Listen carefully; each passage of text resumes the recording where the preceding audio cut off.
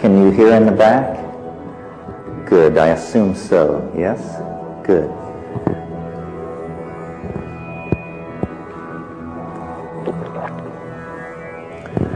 Well, it's a pleasure to be in San Francisco. This is sort of a hometown of mine, one of my hometowns. I've been on a tour or a rave, spoken 3 times and raved twice in the past 5 or 7 days. This is the end, so if I'm comfortable with this stuff at all, I must be comfortable with it this evening. And it's nice to see a small, full house. That's the most exciting kind of audience to talk to, I think. So thank you all for turning out on a rainy night. Before I get into the main body of tonight's entertainment, I want to call your attention to the propaganda for an event in Mexico and another event in Hawaii. These events, in the case of the Mexico event, you get a major slice of the psychedelic community. You get Robert Montgomery, Jonathan Ott, Ann and Sasha Shulgin, Manolo Torres, Christian Resch, Terence Mckenna, and others who unfortunately slipped my mind, at the ceremonial center of Palenque in Chiapas. We've been doing these events somewhere in Mayan Mexico for the past 10 or 12 years. Many of you are graduates, which doesn't mean you can't come again, but I want to invite all of you there. If you're interested in ethnobotany, shamanism, ethnopharmacology, altered states of consciousness, the politics of all of this, this is as intense and information-packed an exposure as you can have, and it's straight from the mouths of the scholars and scientists and writers who have spent a great deal of time in that area. So I just want to invite you to that. It's also a great party. It's the height of mushroom season. There's nothing we could do about that. So you just are on your own.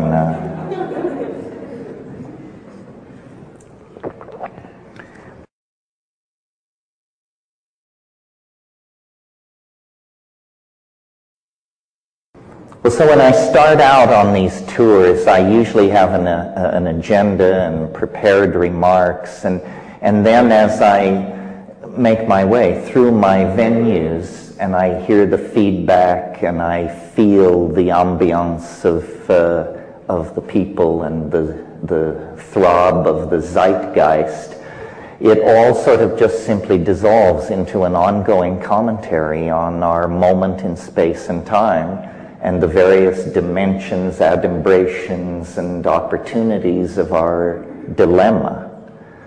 But I want tonight to couch it for you in the context of, I guess, an extended metaphor. We could talk about these things many ways, but I find this particular extended metaphor illuminating. And I start by recalling an observation from someone whose name rarely falls from my lips, and that would be Gurdjieff. And Gurdjieff said at one point, or was known to comment, that people are asleep, he said. And he, by implication, suggested people awaken. Now, I'm not sure if he fully grasped the implication for his own product line had that occurred. But in any case, you're on it, you're with me, yes. It's very hard to give these lectures in such a way so that every person hears something different, which is what is supposed to be going on, you know. Well, so thinking about this comment that people are asleep,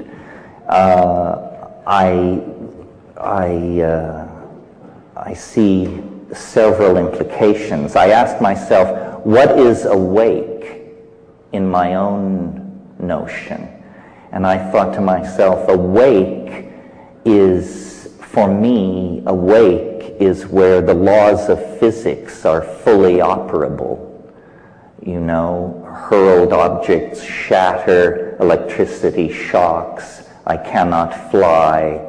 The laws of physics are in operation. In that domain, I consider myself to be fully awake.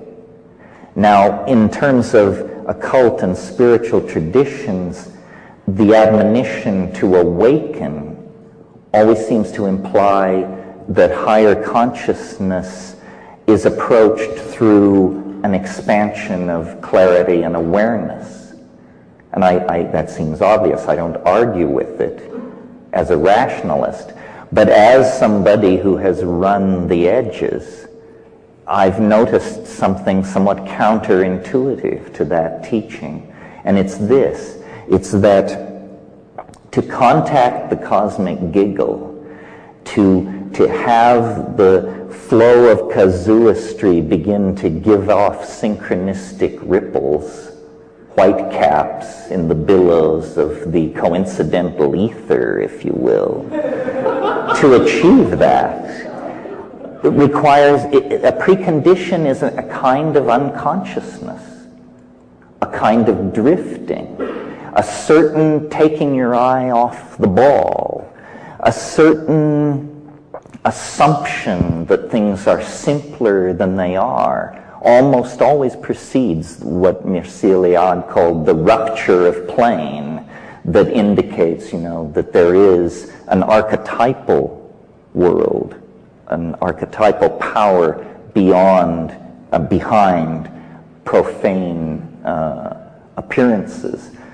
And in my own life, for those of you who are conversant with my output, when I went to the Amazon in 1971 and had the experiences that are described in True Hallucinations, I had been, for many months before that, in Asia, smuggling, hanging out, and I had taken my eye off the ball. I had become very gentle, very relativistic in my approach to other people's opinions and behaviors. I was easygoing, is what I'm trying to say.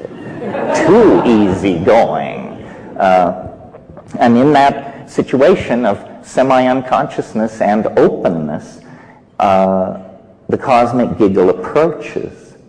And I compare this is closing of a theme, I compare this to sleep, or to states that lie between waking and sleeping.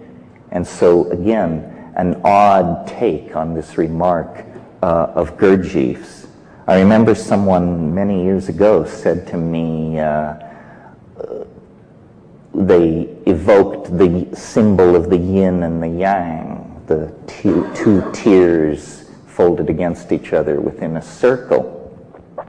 And this person, who was no rishi, roshi, geshe, or guru, but simply observant, said, it's not the black side, it's not the white side, it's the interface, it's the edge. And I found, by observing sleep, and some of you may recall the motto in Athanasius Kircher's Amphiatrium Sapientium that's chiseled over the alchemist's doorway. I can't do it in Latin, but it says, while sleeping, watch.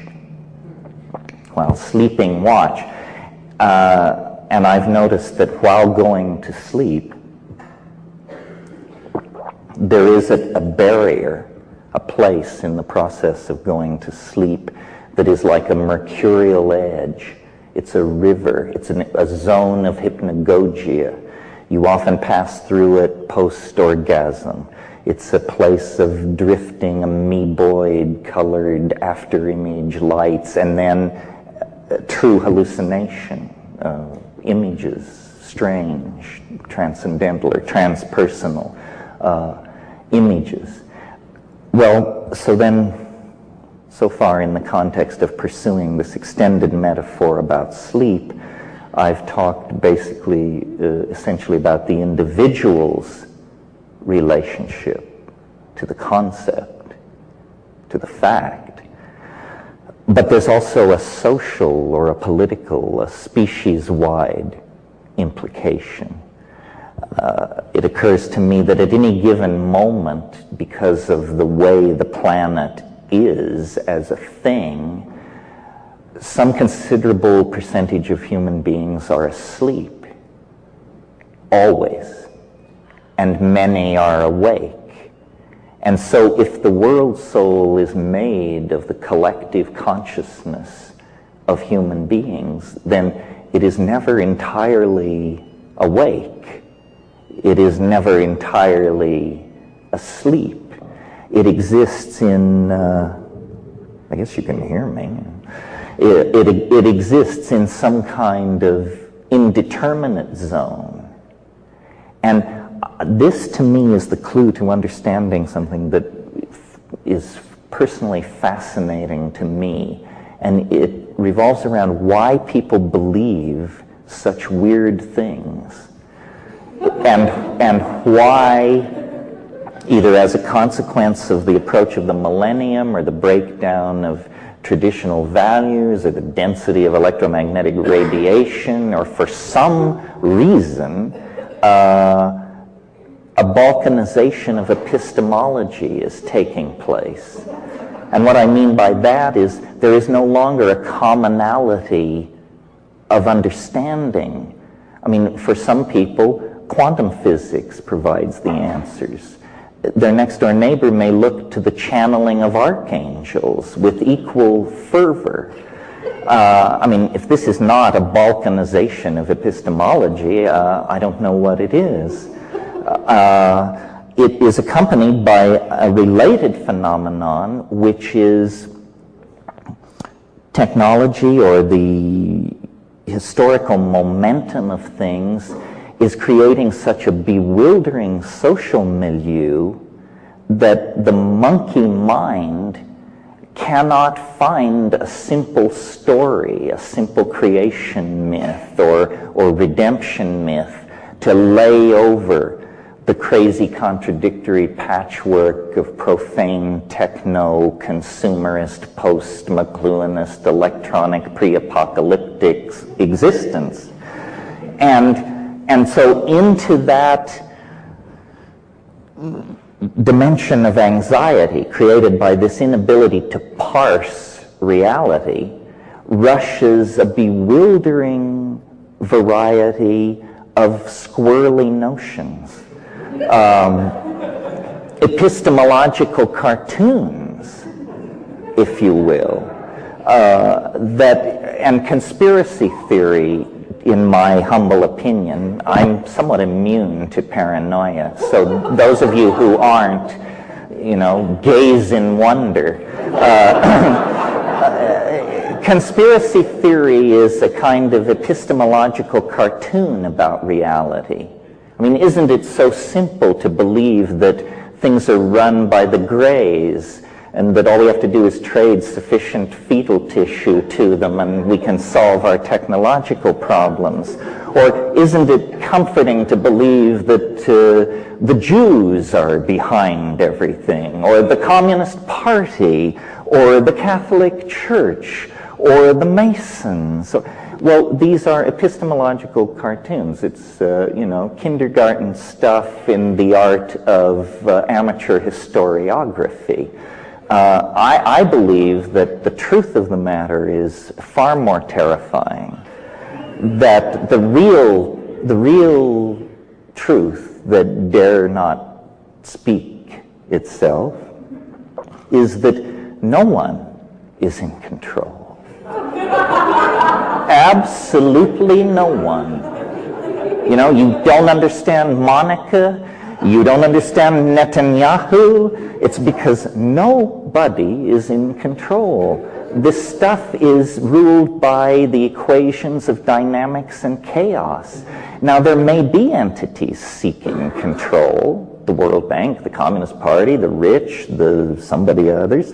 But to seek control is to take enormous aggravation upon yourself.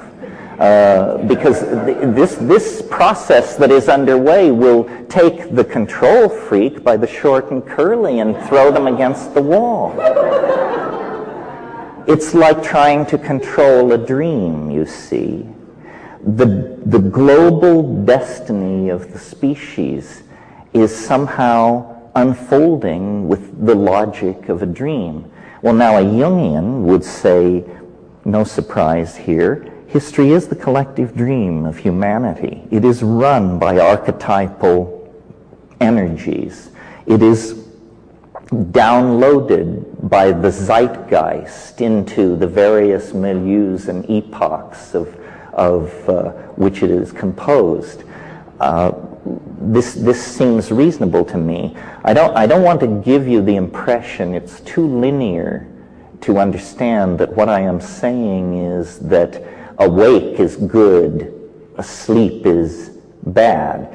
What I would rather do is explain this whole gradient of possible positioning vis-a-vis your life and your destiny, these choices that you have, and then have people understand that they choose. You choose to be asleep or partially asleep or fully awake, or to be one part of the time and in some situations and one part of the time and in other situations. Now, if in fact we exist inside some kind of morphogenetic field that is created by the sum total of human minds on the planet, and if in fact in half or more of those minds at any given moment the rules of the dream hold sway, then it is no surprise that when we make our way into society, or just when we live our lives, there's an eeriness to it. There's a fatedness to it. There's a plottedness to it. We are inside some kind of engine of narrative, I believe. Some science fiction writers, such as Greg Egan and others, have suggested that this could even be a form of recorded medium. You can see the thumbprints of editors on our reality if you are truly paying attention. I mean, if you're a devotee of the theory of stochastic and random unfolding of events, then you have to look very carefully at how unrandom and how mythical and archetypal most people's lives are. If you take psychedelics and hurl yourself to the edge and spend time with strange Aboriginal people in remote parts of the world, the cosmic giggle becomes your friend. But in fact, ordinary people's lives, everyone's lives, are touched by deep magic. And again, the primary datum is experience, and then the models are built backward from the primary data without prejudice and in an attempt to transcend historical momentum. And when I do that, what I see is that the carrier of the field of the cosmic giggle in most people's lives is love. Love is some kind of output which messes with the entropic tendency toward probabilistic behavior in nature. What do I mean by that? I mean, you can be the janitor at Microsoft and the vice president and chief of operations, his daughter can bring him lunch one day, and you can, from a distance, have your eye fall upon her and fall in love with her. And, you know, from that point to having the 5 children she bears you go off to Harvard and the Sorbonne, it's just a matter of running the clock forward. I mean, these things have, I mean, to you it may seem like a miracle, but to those of us who are students of human happenstance, it's inevitable. I mean, you can launch your story. And I've, you know, in the course of taking psychedelics and looking at my life and other people's lives and narrative, I think that the secret of, I don't want to say anything as pretentious as transcendence or enlightenment, but the secret of taking hold of one's destiny is to understand that one is a character. A character is a different thing than this model you inherit out of the idea that you're a 3-dimensional animal inside a democracy with a Christian heritage and, you know, a Dewey Decimal cataloging system or whatever. Anyway, these are some of the notions that occur to me in the context of comparing dream on many scales.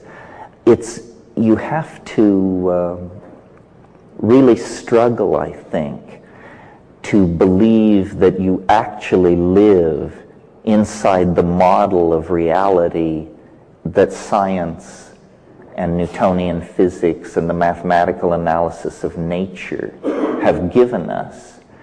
You know, not to get too philosophical here, but for positivist philosophers, everything that is important, color, feeling, taste, tone, ambition, apprehension, appetition, these things are called secondary qualities.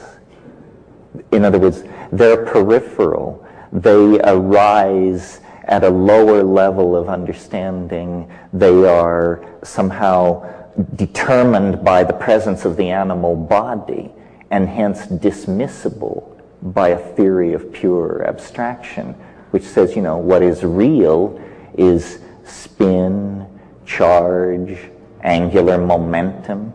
None of these things are very rich concepts for a living human being. Who knows what any of these things are, you know?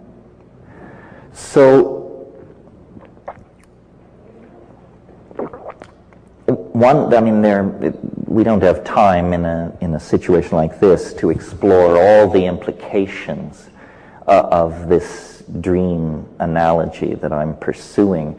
But one that interests me is the plasticity of time in the dream. And I think I would argue, as the devil's advocate, that it is the plasticity of historical time and the acceleration, the sense of an out-of-control spin up or spin down into new domains of possibility that is the strongest evidence present at hand that we are in some kind of dream. I've struggled my whole life with, I've always believed, or I've always felt the power of the statement, the world is made of language. But of course, you think about this proposition for 30 seconds, and the question that arises then is, if the world is made of language, then why isn't it the way I want it to be? You know, why does it have this prepotent momentum for its own, it has its own raison d'etre, even if it is language? Well, I think, and it's appropriate to speak of this to an audience as digitally sophisticated as I assume you must be, I think the primary insight that has been secured here at the end of the 20th century, The primary contribution of 20th century thinking, if you will, is to have understood finally that information is primary, that this world, this cosmos, this universe, this body and soul are all made of information. Information is a deeper and more primary concept than space, time, matter, energy, charge, spin, angular momentum. The world is made of language. The implication for the digerati is that reality can therefore be hacked. If reality is made of language, then what we're saying is that it's code. And if it's code, then it is far more deeply open to manipulation than we ever dared dream. I mean, we've been messing around on the desktop, opening files with religions and political systems and xenophobic theories of racial superiority, all this crap that haunts the human historical adventure. It means we have not addressed the deeper levels.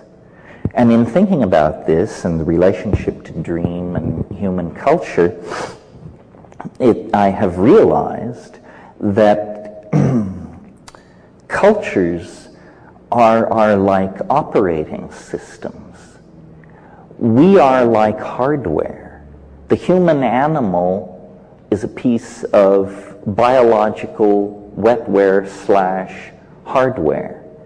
And it has been, we know, pretty much as we confront it today for at least 140,000 years. At Klassus River cave mouth in South Africa, they have excavated Homo sapiens sapiens skeletons 100,000 years old, and that person could have sat in the front row here tonight and nobody would have batted an eyebrow.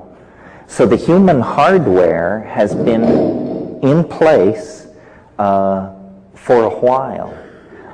What has changed rapidly in comparison to the rates of biological evolution are the operating systems.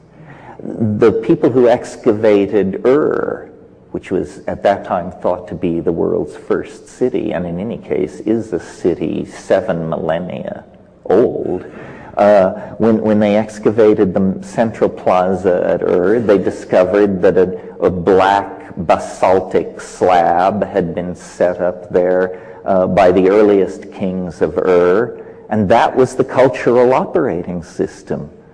And if in a deal trading goats for olives a dispute arose, people had reference to the central operating system, and these things were determined.